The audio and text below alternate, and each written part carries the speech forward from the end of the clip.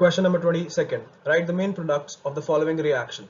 First part, C6H5N2 plus Cl minus when undergoes reaction under H3PO2 plus H2O. Second part, when aniline goes reaction under Br2 aqueous. Third part, CH3CONH2 undergoes reaction under Br2 plus NaOH.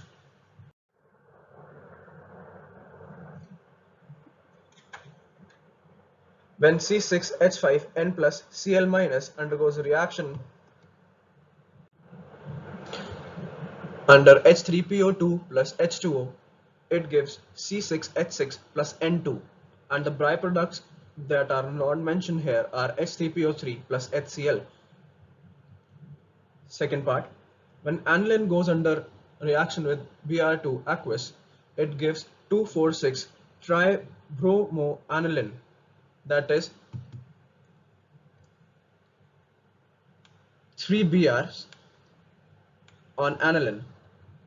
Third part, when CH3CONH2 plus Br2 plus NaOH undergo reaction with Br2 plus NaOH, it gives methamine, sodium carbonate, sodium bromide and water.